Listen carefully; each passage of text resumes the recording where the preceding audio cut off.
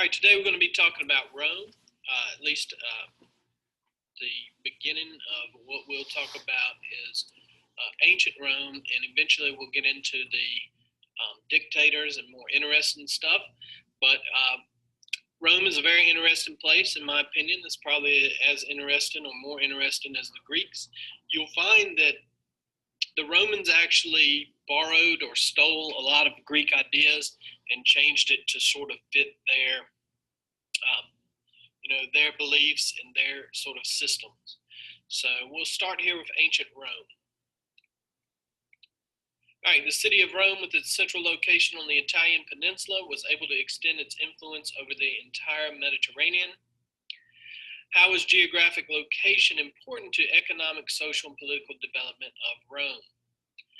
So when you look at its location, especially the Italian peninsula located on the Mediterranean Sea, you'll see that, because of its location, when we look at the Roman Empire, it basically stretches all around the Mediterranean Sea, and its location there puts it in a good spot to really control that Mediterranean basin area.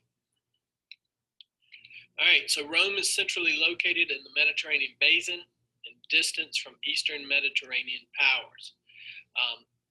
We'll look at its location and how, on a map and how it, really sets up Rome to be in a good position. It's located on what is called the Italian Peninsula. Italy as a country did not exist back then. Once again, it was city-states.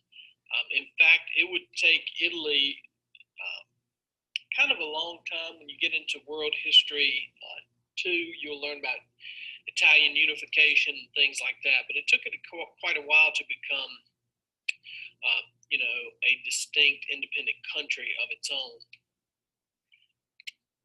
The Alps provide protection. The Alps Mountains provides protection from the invaders to the north. And the Mediterranean offered protection as well as seaborne commerce, so seaborne trade.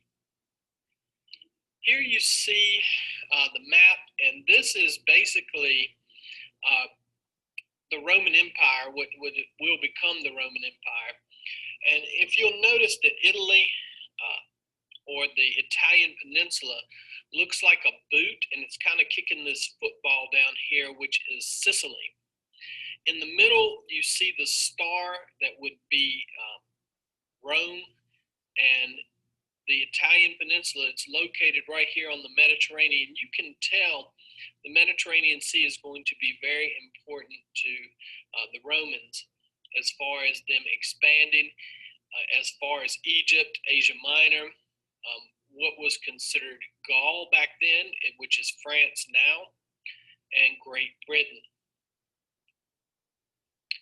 There you see it again. So if you look at this, I'm going to go past this, and then we'll talk about this a little bit more as we get into the lesson here. So one thing you have to understand about the Romans did borrow some stuff from the Greeks. One of the main things they borrowed was Roman mythology. They kind of ripped off the Greeks and changed some of the names. Roman mythology was polytheistic religion that was integral to culture, politics, and art. Many of Western civilization's symbols, metaphors, words comes from Roman mythology, just like it came from the Greeks. So what is the source of Roman mythology? Well, the main source of Roman mythology is basically Greek mythology. They borrowed from the Greeks. What impact did Roman mythology have on later civilizations? Much like the Greeks, it impacted, civic life, politics, Western, in all of your Western civilizations. So if you look, Roman mythology is based on a Greek polytheistic religion. The same sort of things the Greeks wanted to answer with mythology is the exact same things that Romans wanted to explain as well. explanation of natural phenomena, human qualities, and life events.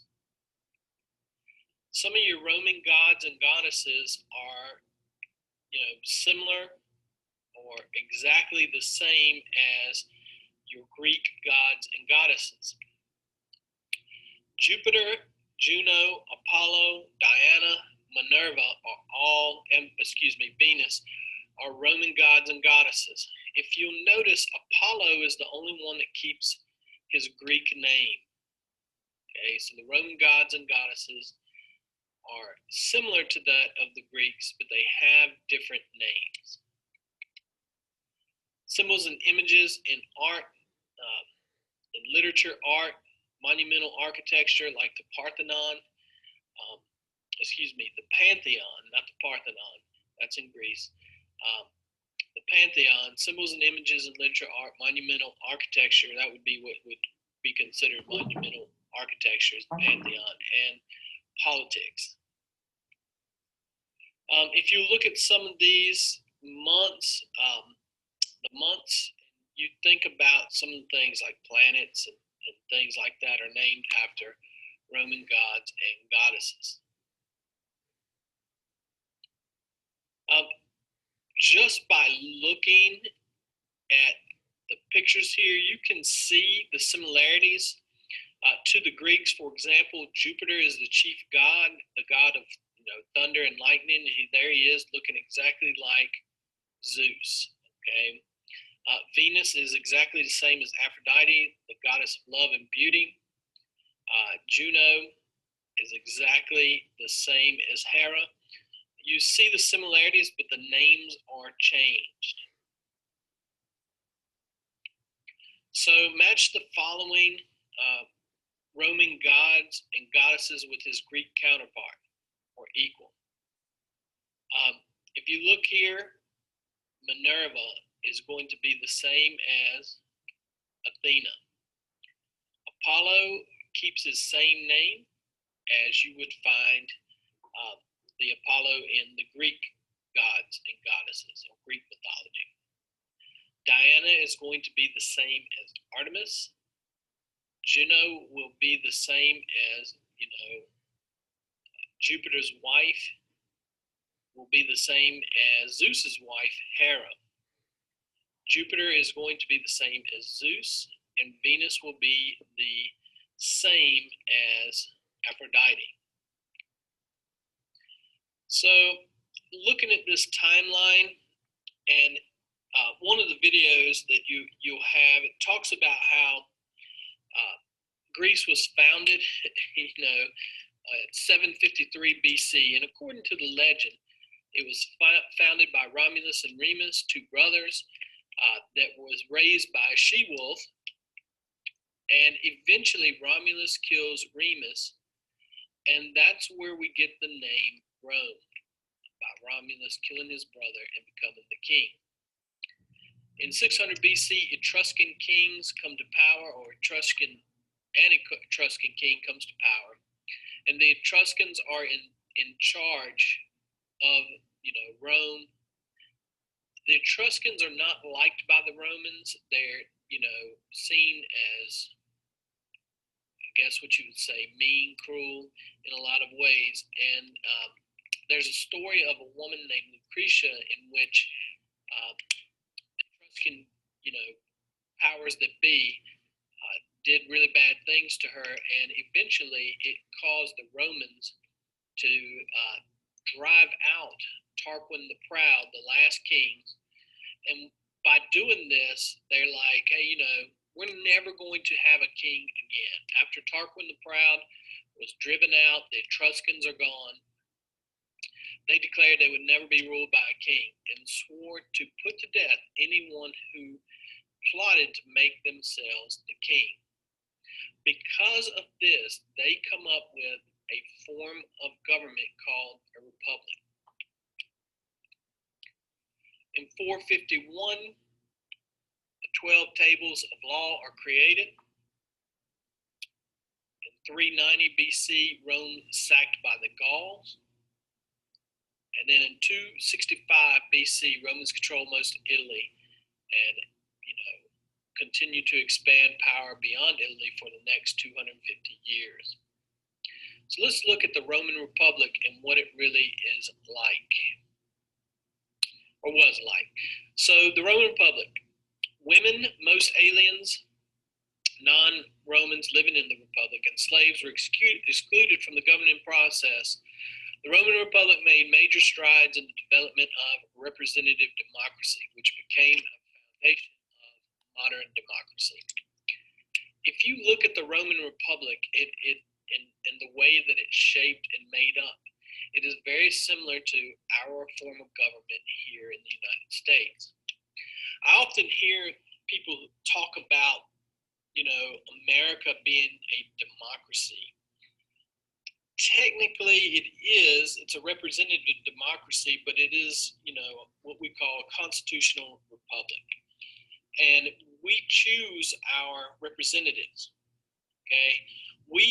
In some cases, we do have democracy, like pure democracy, and that is when you go and vote on a single thing, or a referendum. A referendum is really pure democracy. Everybody can go and vote on it, and whatever the people say, that's how it goes. For example, Danville has a referendum coming up on casino gambling and allowing a casino to come to Danville, Virginia. So there's people who are for it and against it. They'll get to vote on that if you live in Danville, and that is a form of, pure democracy. So republic or representative democracy is when we as people elect representatives or people to represent us in our government. We elect a president, we elect congressmen, okay? And it's very similar to that. This is the social structure of the Roman Republic. And if you look, the powerful nobility called patricians, these are your wealthy landowners, and they are few in number. That's why this diamond shape makes a lot more sense, because very few people up at the top. All right. Plebeians are the majority of population, okay, farmers, artisans, and merchants. They make up, most of the people that live in the Roman Republic, just normal, regular people, mostly kind of poor, not rich, of course, not really owning land. When a lot of times in some of the better shows on television, for example, like there's a show called Rome.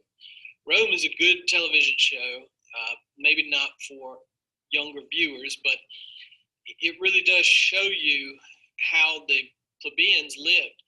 There's a guy named Lucius Vorenus. He is a plebeian.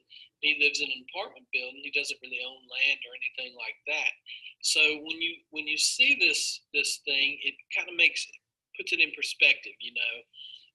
Plebeians made up a large part of the population, and they usually lived in the city in apartment type looking buildings, and just regular old people. Slavery existed in Rome. You do watch some of the television shows, you see in some cases the slaves are treated not poorly. Some cases they're treated very, very poorly. But for example, when you see a slave that you would find like with Julius Caesar in the show, I think he's a Greek, and once again, someone defeated in battle, somebody who is very intelligent. Remember, the Greeks, a lot of thinkers, a lot of smart people. He had a lot of power. He could read, he could write, and he assisted Julius Caesar in some of the biggest decisions that he would make. A lot of slaves were treated very poorly. We look at the Egyptian slaves, and sometimes Egyptian slaves were often sold in, or buried with the pharaohs that they were with. A lot of the Roman slaves too, who were sort of mistreated.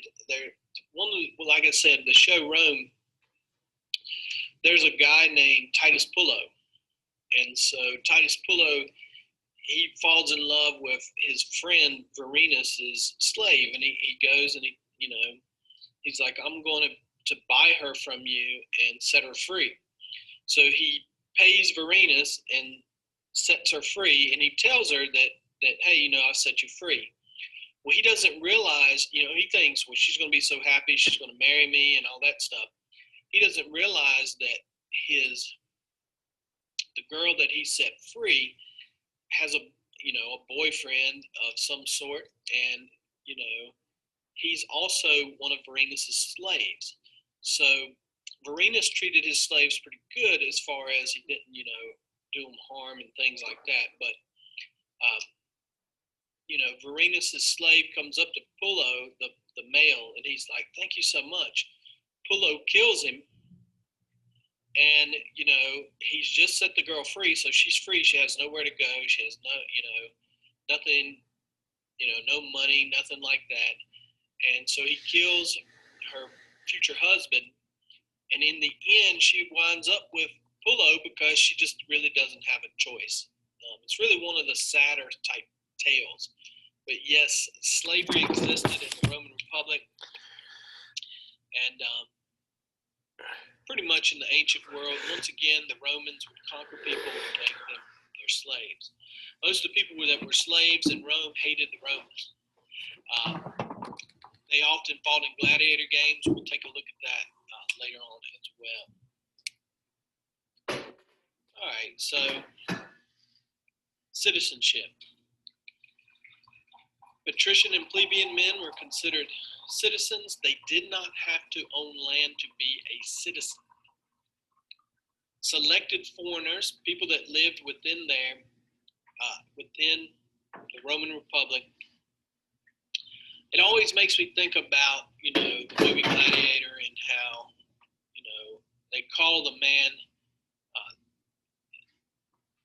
the Spaniard. Well, he's a Spaniard, but he's a Roman citizen, and he did have, certain rights, and he was a foreigner, but at the same time, he served in the Roman legions, and, and his name was Maximus, and was, for the most part, all about Rome. Everything he did was for Rome. Rights and responsibilities, citizenship. If you were a citizen, you were, expected to pay taxes, and then, of course, you served in the legions. We'll look at why this becomes problematic, but if you served in the military, you could be a farmer. You would be gone fighting wars a large part of your life, and eventually that's going to become a problem for the Roman Republic and the Roman Empire. All right, so if you look at this sort of system here, citizens elect representatives to the government to act on their behalf. Representatives vote and try to pass laws that represent the values and wishes of people who elected them. The laws passed by the representatives in the government are what the people wanted. If so, that elected representative stays in office and continues to serve the people's wishes. If not, elected representatives are voted out in favor of new representatives. If that sounds familiar, that's what we have here in the United States, at least for the most part.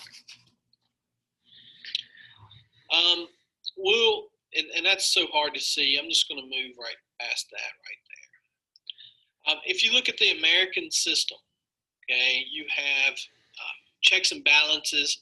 You have an executive who is the president, chief executive. You have legislative branch, which is Congress. This is made up of the House of Representatives, which is a larger body. And then you have the Senate, which represents each state, two from each state. So in our legislative, which is different from theirs, they only had the Senate and an assembly. So we'll talk about that as we go along as well. It's very similar if you look at these two, but the judicial branch is like the Supreme Court. They are to interpret the law. right? They don't enforce law. Actually, the executive or the president enforces law, and then the judicial branch, we have them look at, court cases, and their real job is to uphold the Constitution. I'm not sure how you feel they do that, but the Roman system is not based on this, balance of power or checks and balances as much. You had two consuls who were similar to the executive president. They directed the government, acted as judges, could issue edicts, or like that would be similar to a presidential executive order or something like that. The basis of power, the need for leadership is very similar. A figurehead, someone who is like, here's people who have power, but they were limited on that power. They only could serve a year, and they had veto power, which the president has the power of a veto, and then of course the Senate can override that with a 2/3 vote. So look at the legislative. You had aristocratic sort of system, and what that means is you had a Senate made up of patricians, or the upper class people. You also had assemblies and people like that. You had people that looked out for, over here, you look at the Assembly of Tribes, you had people that looked out for the poor people, but who do you think had more power, the Senate or the Assembly? Obviously, it wasn't checks and balances. You would think that the Senate had more power. They passed laws, they controlled the money, okay? The members, the patricians, were the richest men in Rome. Their limits, only if you look at the executive, he's the one who controlled the army, and they needed majority as soldiers. And that means, you look at like who made up the army there, the legions. It was your poor people, it was the plebeians who were farmers, etc. Over here, you had the Assembly of Tribes and tribunals. These are the kind of people that protected the poor as much as they could. They approved and rejected laws. They would decide on war because actually, poor people could or would be going to fight those wars. Tribunes, or the tribunals, could veto actions of the magistrate, and they acted as a final court. So if you were tried for something and you would make your way to this one, this sort of assembly, then these were the final court that you would face, and they would be issuing your final sentence. All right. Provided most of the soldiers, because these are your regular people, the plebeians, and so they would make up the armies. Could not suggest laws. That's interesting to me, because when you look at our form of government, of course the Supreme Court cannot look at, present laws, but the president can present laws or suggest laws, and both houses of Congress also suggest laws. Often paid as clients by the elite. So it was kind of a corrupt system in a lot of ways. You had people who had money would pay these assemblies to do what they wanted them to do. So it wasn't always really fair. All right. Features of democracy. Representative democracy, or a republic. Representatives make all the decisions in the government. All right, so when you look at the consuls, they controlled the army, they controlled taxation, but they were usually controlled by the wealthy members of the Senate. Okay. Senate were patricians elected for life. And you look at that, and especially like the House and the Senate, these people don't have term limits. They are often there for many, many years before, they either die or they, retire or whatever. But Most of them stick around a long time, so they're elected for life. Assemblies, adult male Romans responsible for voting, made decisions about war, elected consuls, senators, etc. Set up so richer people had more votes than poor people. And that's just basically, corruption, not necessarily as bad as one might think, but, rich people definitely had control of Rome, at least until Julius Caesar comes along. And then the laws of Rome codified as the 12 tables. So once again, a law code created so that you could look and find the laws and the punishment for those laws, so that you're not out in the, open with that.